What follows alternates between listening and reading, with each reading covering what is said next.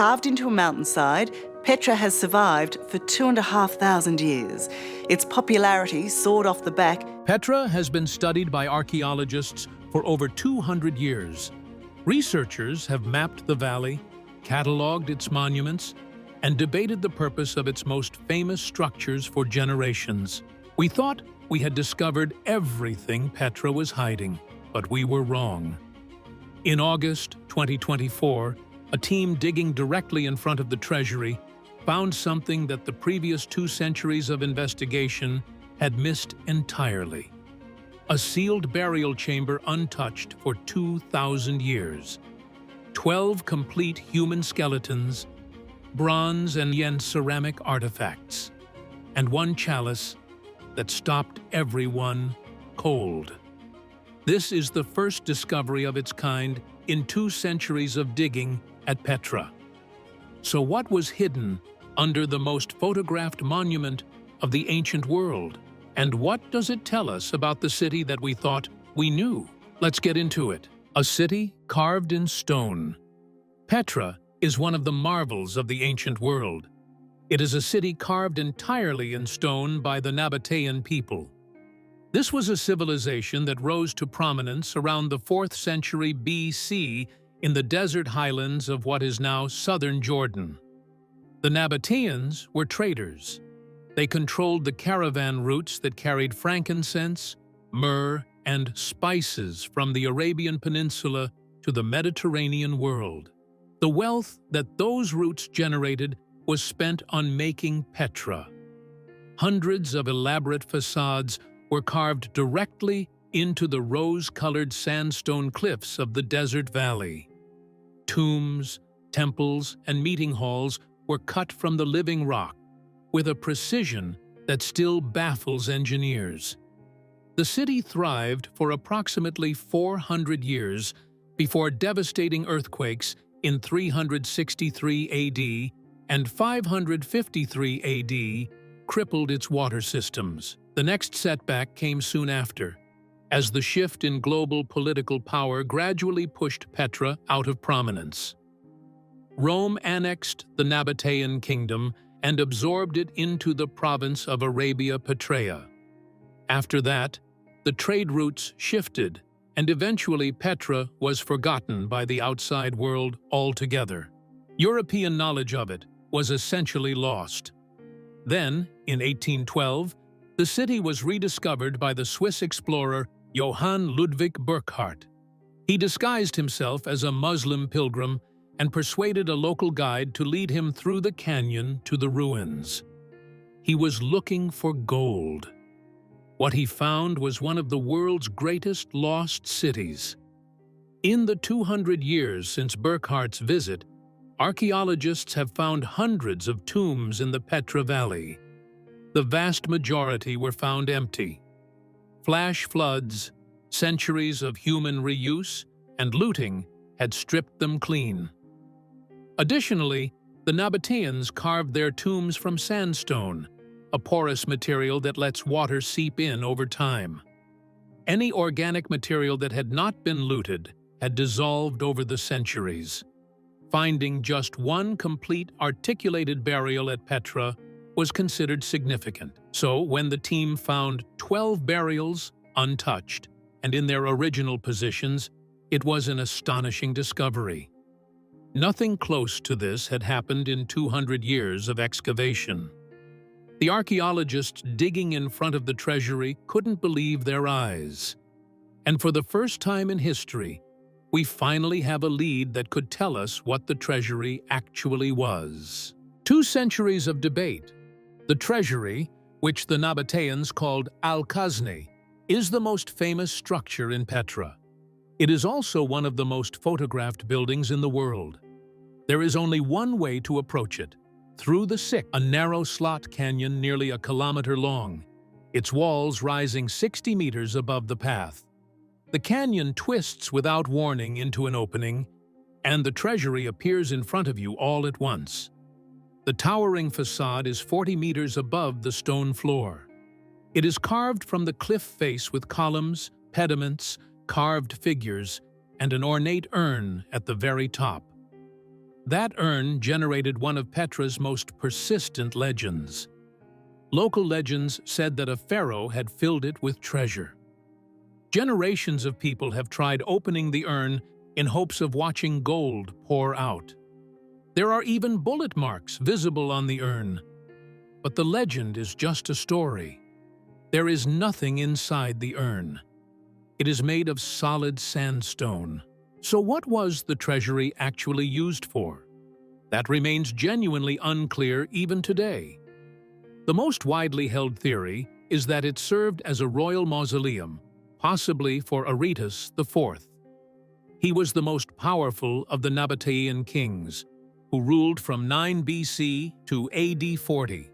His reign coincided with the architectural peak of Petra, and the treasury's monumental scale fits the profile of a royal commission. A second school of thought argues it had a religious function.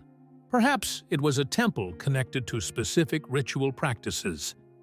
Another view holds that it may have served different purposes at different points in its history.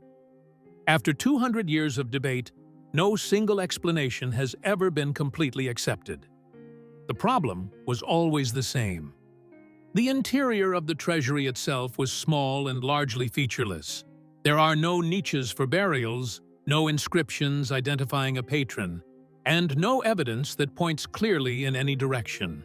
The real answers, it turned out, were never inside the building at all. They were below the floor of the forecourt in front of it. And finding them required looking into a hypothesis that had been sitting in the literature for 20 years, quietly waiting for someone to test it. The 2003 hint. In 2003, a team from the Jordanian Department of Antiquities excavated on the left side of the treasury's forecourt. They found 2 tombs containing partial skeletal remains. The finding itself suggested something important. The forecourt area had been used for burial in a more organized way than anyone had previously assumed. If tombs existed on the left side of the forecourt, the symmetry of Nabatean architectural thinking suggested there might be corresponding chambers on the right. Dr. Pierce Paul Kriesman, the executive director of the American Center of Research in Jordan, was aware of this possibility for years. In early 2024, his team finally received permission from the Jordanian government to investigate. Before they started digging, the team ran 3 separate survey technologies across the forecourt. They used ground-penetrating radar, electrical resistivity tomography, and magnetometry.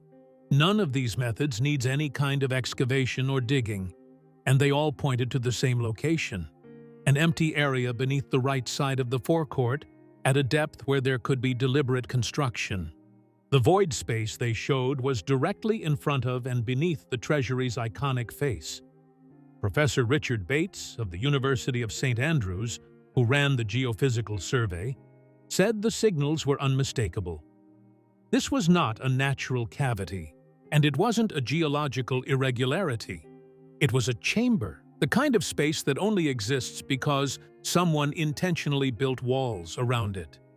The 3 independent data sets from the survey technologies confirmed the same location. Once the place had been confirmed, they started digging. At the time, the team did not know that a film crew from Discovery Channel's Expedition Unknown was on site to document whatever they found.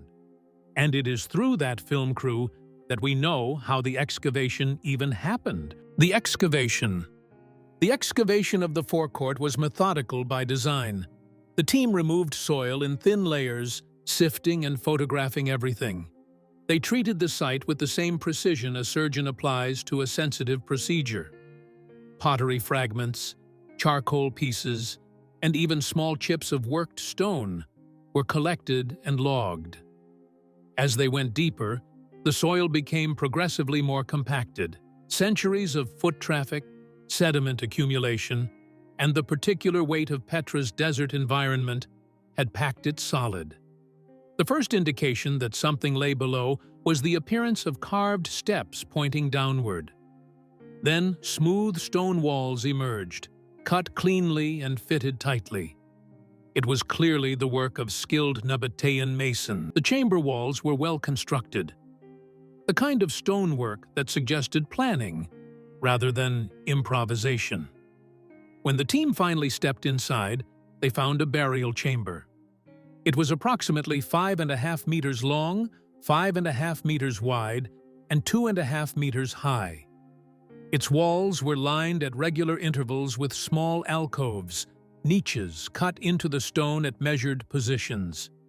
In Nabatean tomb architecture, these features were functional. They held offerings, secondary burials, or symbolic objects that are connected to beliefs about the afterlife in Nabatean culture. And do you know what shocked archaeologists the most? The entire tomb was undisturbed.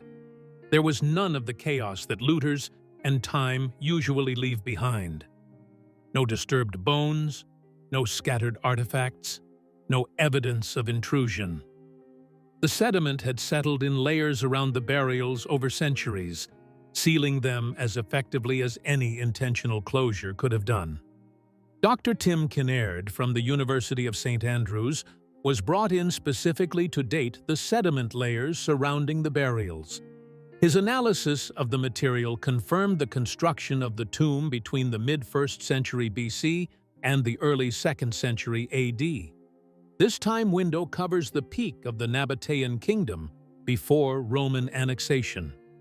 Inside the alcoves and on low stone platforms along the floor were the skeletons. 12 of them in total. And here is the detail that separates this find from almost anything else in 2 centuries of Petra archaeology. They were articulated. Every skeleton was intact and in its correct anatomical position. The sediment had settled like a lock around each body, holding everything in place for 2,000 years. Nobody had disturbed these burials since the day they were sealed.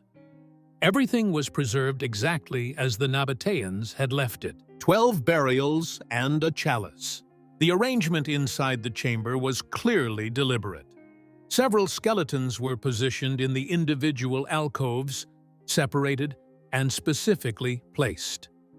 Others appeared to have been laid closer to each other, which some researchers interpreted as possible familial relationships.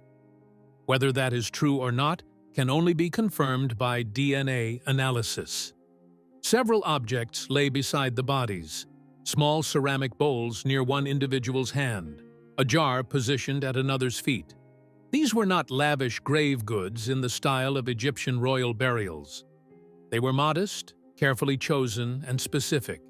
In Nabatean burial practice, grave goods were typically functional or symbolic, rather than decorative. The objects in this chamber fit that pattern. The most striking object in the entire chamber was a ceramic chalice, a cup-shaped vessel dated to the 1st century BC. It was held in the grip of someone who had been dead for 2 millennia. Josh Gates of Expedition Unknown, who was present when the object was found, says, "When they spotted what looked like a chalice, everyone froze. Because that chalice was sitting directly beneath the same building that the film Indiana Jones and the Last Crusade used in 1989 as the resting place of the Holy Grail. Later examination confirmed it was the top portion of a broken jug, likely from the 1st century BC. This is the only known example of such an artifact in Nabatean culture.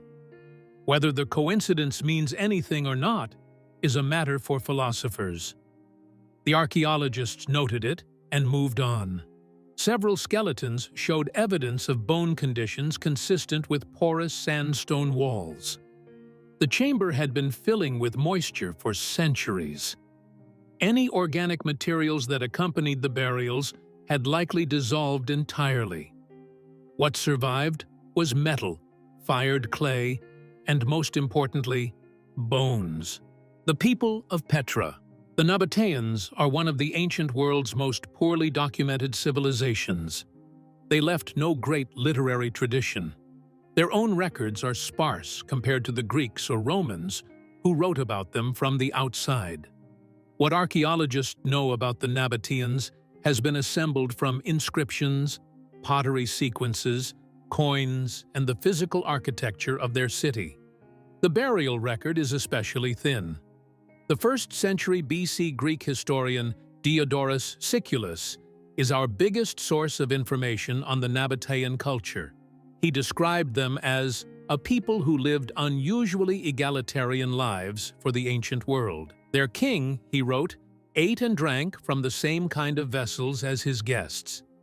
He actively participated in the same social occasions. Diodorus also noted that the Nabateans buried their dead beneath the ground rather than in above-ground monuments. This raises an immediate question about how to reconcile that description with Petra's enormous carved facades. The most likely answer is that the facades were markers of status and memory. The actual burials took place in chambers cut below the forecourts or in the bedrock beneath. The lab analysis. The real story of this discovery hasn't been fully written yet because the laboratory phase is still underway. DNA analysis is the most consequential test pending. The 12 individuals may share genetic markers indicating close family relationships. This would suggest this was a dynastic or family tomb, possibly connected to a specific household of high status. The location alone argues for that interpretation. Buried directly in front of the most prominent monument at the entrance to the city is, as Josh Gates noted, prime real estate. These were not ordinary people placed here casually. They had some kind of relationship to the treasury above them.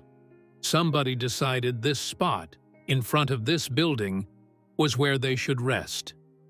If DNA analysis shows no biological relationships among the 12, the implications change. A group of unrelated individuals buried together in an elite location within a planned chamber. This could point to a specific event, a shared death during a time of crisis, a religious community, a cohort of officials, or some form of collective burial practice. Isotopic analysis of the teeth and bones adds another layer. Strontium isotopes in tooth enamel encode the geology of where a person grew up. This is because the minerals that form teeth come from the local food and water. If several individuals show isotopic signatures that don't match the local Petra geology, it would indicate they were not native to the city. That single finding could open an entirely new line of inquiry altogether. What this means for Petra. For decades, the framework for the treasury was almost entirely architectural and visual. Scholars analyzed the facade, the columns, the carved figures, the proportions, and the style. They tried to assign a purpose based on what they could see. The interior space was unhelpfully small. The foreground was just stone and sand. The building itself was difficult to understand because there was no physical evidence inside. What the 2024 excavation establishes is that the treasury was not a standalone structure. It was the focal point of a burial complex. At least 3 tomb chambers are in its forecourt area. The grand facade was not just a monument to wealth and power. It was the visible face of a funerary landscape that extended underground in ways that nobody had fully mapped. Understanding the treasury now means understanding what lies beneath the ground in front of it, not just what's carved into the cliff behind it. The 2024 discovery also reopens the question of who made the building. The forecourt tombs are dated to the 1st century BC through the early 2nd century AD. That window corresponds almost exactly to the reigns of Nabatea's most powerful kings, including Aretas IV. 12 complete skeletons, sealed for 2,000 years. A ceramic chalice buried directly under the room where Indiana Jones found the Holy Grail, and a laboratory analysis still in progress that could tell us who these people were, where they came from, and what the treasury actually is. So, what do you think? Is the treasury a royal tomb, a temple, or something we haven't fully understood yet? Let me know your thoughts in the comments below. And if you enjoyed this video, Make sure to like, subscribe, and turn on notifications so you never miss the next mystery we dig into. We'll see you in the next one.